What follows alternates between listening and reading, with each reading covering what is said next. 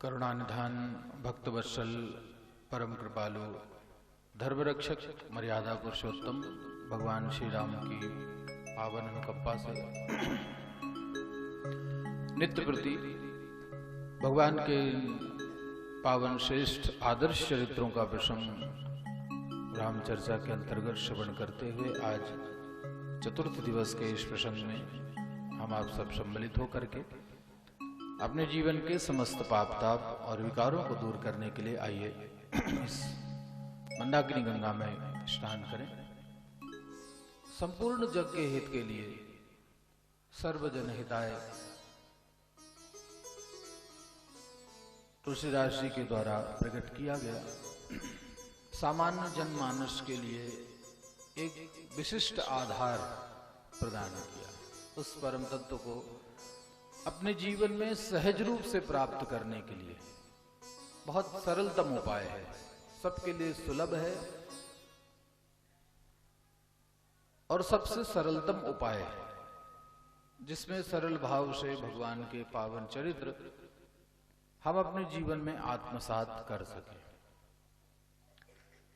यद्यपि हमारे जीवन में अनेक प्रकार की संभावनाएं होती हैं, अनेक प्रकार के विचार होते हैं, अनेक प्रकार की क्रियाएं भी जीवन में प्रकट होती हैं, तो उन भावनाओं को, उन विचारों को, उन क्रियाओं को एक साथ एक रूप में प्राप्त करने के लिए ही हम भगवान के किसी न किसी नाम रूप इत्यादि का आश्रय अपने जीवन में धारण करते हैं।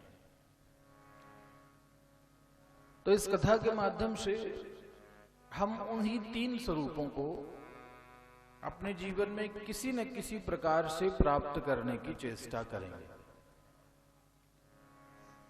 ये हमारे जीवन के लिए एक उपलब्धि है कि मानस के माध्यम से भगवान श्री राम को अपने जीवन में हम उतारने का प्रयास करें, क्योंकि प्राप्तव्य तो संसार का एक है। उसी प्राप्तव्य के लिए हर व्यक्ति किसी न किसी मार्ग का अनुसरण करते हैं, किसी न किसी साधन का अनुगमन करेगा। उस साधन के द्वारा ही परमात्मा के उस परम पावन स्वरूप को हम जानने का प्रयास कर पाएंगे। सीधी सीधी भाषा में जिसको कहा गया सच्चिदानंद रूपाय, जो सच्चित आनंद स्वरूप परमात्मा है, उस सच्चित आनंद स्वरूप परमात्मा को हम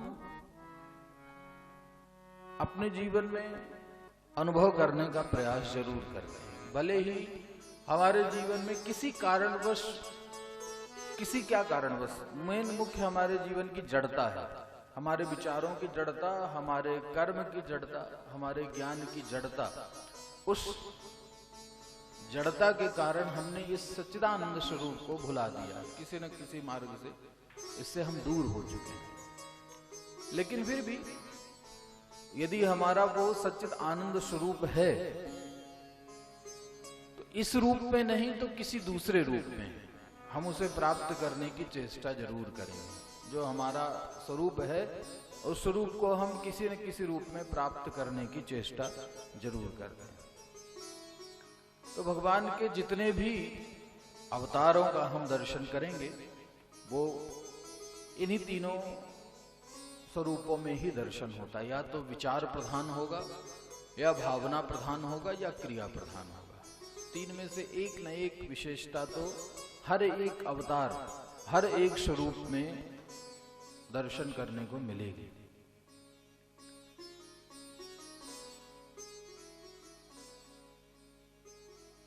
कभी हम अपने विचार के स्वरूप में परमात्मा को जानने का प्रयास करते हैं, कभी भावनाओं के रूप में उसे प्राप्त करने का प्रयास करते हैं, कभी क्रियाओं के रूप में उस सच्चिदानंद स्वरूप को अपने जीवन में अनुभव करने का हम नित्य निरंतर प्रयास करते हैं।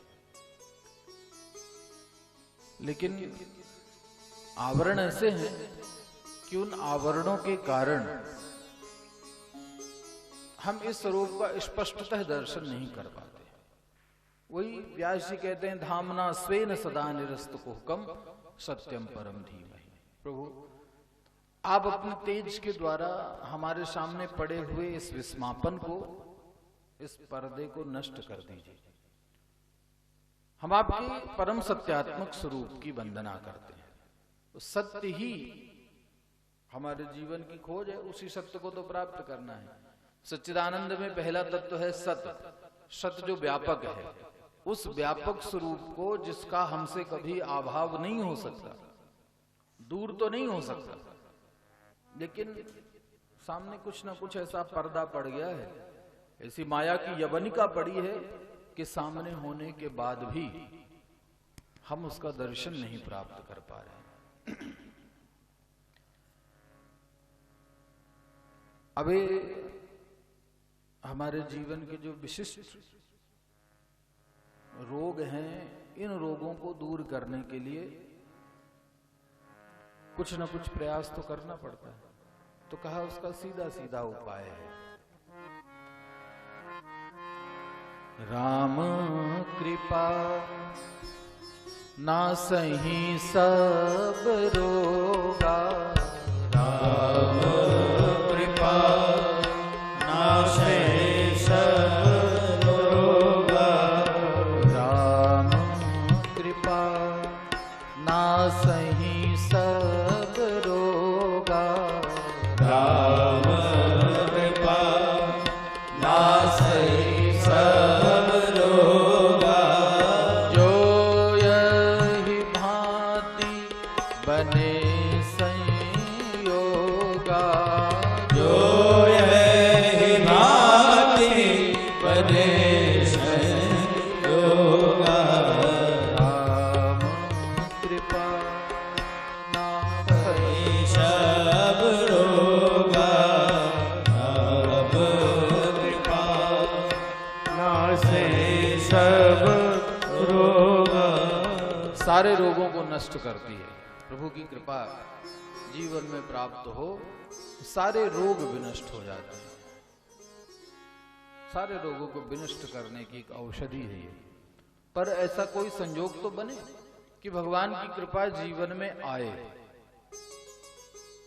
उस कृपा को जीवन में प्राप्त करने के लिए कुछ न कुछ प्रयास करना पड़ता है, कुछ न कुछ साधना, कुछ न कुछ मार्ग, कोई ना कोई मार्ग अपने जीवन में निश्चित रूप से स्वीकार करना पड़ता है। बिना राम की कृपा के ये संभव नहीं है जीवन में। अब ऐसी औषधि कौन सी है? मूर्ख सजीवन कहा जाता है राम कथा को। ये रामचरितमानस मूर्ख सजीवन है, एक सजीवन बूटी जिसको ग्रहण करने मात्र से हमारे जन्म जन्मांतर की मूर्छा जो है वो दूर हो जाती है। भगवान की कृपा के आश्रय को प्राप्त करने के लिए हम इस कथा का अधिग्रहण करते हैं। हर एक विचार, हर एक सिद्धांत इस कथा के स्वरूप में हमें देखने को मिलता है। यही हमारे जीवन का एक प्राप्तव्य है, यही हमारे जीवन की एक विशिष्टता है। उसी स्वरूप में कल हमने प्रभु के पावन अवतार का स्वरूप दर्शन किया। भगवान भक्तों पर कृपा करने के लिए आए। कारण तो बहुत बताया कि ये भी कारण है प्रभु के आने का, ये भी कारण है प्रभु के आने का, ये भी कारण है प्रभु के आने का। कारण तो बहुत है, पर मुख्य रूप से हरहि कृपा निधि सज्जन पीरा।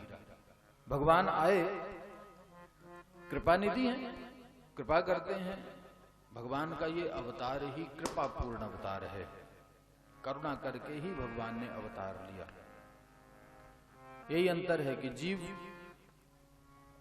जीव का जन्म होता है कर्मवश और भगवान का प्रागट्य होता है करुणावश। भगवान तो करुणावश आते हैं। जब जीव पर करुणा होगी, जीवों पर करुणा करने का प्रसंग जब आएगा तो भगवान अवतार ले लेते हैं। यही प्रभु की विशेषता है। भगवान के स्वरूप में हम इसी गुण का विशिष्ट रूप से दर्शन करते हैं कि करुणामय अवतार है भगवान का। और ये ग्रंथ भी रामचरितमानस का ग्रंथ एक करुणा का ग्रंथ है। भक्ति तो है, लेकिन भक्ति के साथ साथ इसमें करुण रस विशिष्ट रूप से समाहित किया है। हर एक संबंध में भगवान की करुणा यहां पर प्रकट होती है। तो प्रभु का अवतार ही जीव मात्र के लिए करुणापरक अवतार है। जब भी सज्जनों पर कृपा करनी होगी तो उनके कष्ट को हरण करने के लिए करुणानिधान भगवान श्री राम का प्रागट्य होता है। अवतार की प्रक्रिया तो आप जानते हो कि भगवान सर्वव्यापक हैं, हरिव्यापक सर्वत्र समाना, लेकिन सर्वत्र व्याप्त परमात्मा को भी हम दर्शन नहीं कर पा रहे। व्याप्त तो है प्रभु सब जगह, कहा महाराज भगवान सब जगह व्याप्त हैं, पर आप कहते हो कि संतों के अंदर इसका कुछ विशिष्ट प्रभाव हुआ करता है। काष्ठ में लकड़ी तो है, काष्ठ के अंदर अग्नि तो प्रवाहित रहती, अग्नि प्रवेश रहती है, लेकिन दिखाई नहीं देती। ऐसे हर एक जीव के अंदर परमात्मा का स्वरूप समाहित है, काष्ठ में अग्नि होने के जैसा ही, लेकिन दिखाई नहीं दे रहा। उस लकड़ी से अग्नि प्रकट करने के लिए उसका घर्षण करना पड़ता है। लकड़ी में अग्नि समाहित है, उसको घर्षण करेंगे तो प्रकट होगा। ऐसे ही संतों के स्वरूप में तो परमात्मा स्वयं प्रकट होते हैं। संतों में परमात्मा को ढूंढना नहीं पड़ता, लेकिन जीव के स्वरूप में परमात्मा को प्राप्त करने के लिए उसका घर्षण करना पड़ता है। बिना घर्षण के उस परमात्मा की प्राप्ति जीवन में नहीं हो पाएगी। नहीं तो देखिए, आप भोजन बनाने के लिए चूल्हे में लकड़ी लगाते हैं, ऊपर बर्तन चढ़ा दिया, यदि उसमें अग्नि प्रकट न हुई तो सदियों चढ़ी रहेगी वो बर्तन की हांडी, कभी गर्म नहीं हो सकती, कभी बर्तन नहीं पकेगा, कभी उसके अंदर पड़ा हुआ सामान वो सिद्ध नहीं हो पाएगा। है ईश्वर, अग्नि है लेकिन प्रकट नहीं है। ईश्वर है, सर्वत्र व्यापक है, लेकिन प्रकट नहीं है, इसलिए उसका आनंद हम अपने जीवन में प्राप्त नहीं कर पा रहे। सब घट मेरा साइया, खाली घट नहीं कोय, बलिहारी वा घट की, जा घट परगट हो। है तो सब जगह परमात्मा, कोई ऐसा स्थान नहीं जहां ईश्वर ना हो। देश काल दिश विदिशो माही, कोई न देश न कोई काल न कोई परिस्थिति ऐसी है जहां ईश्वर न हो। सर्वत्र व्याप्त है, लेकिन उसको दर्शन करने की शर्त है कि उसके लिए प्रेम चाहिए। बिना प्रेम के परमात्मा का प्रागट्य दर्शन नहीं हो सकता। तो जब जब वो स्थिति संसार में निर्मित होती है, उस प्रेम का प्रागट्य होता है, तब तब धरि प्रभु विविध शरीरा, तब तब भगवान अलग अलग स्वरूपों को धारण करके निश्चित रूप से अवतार लेकर के आते हैं।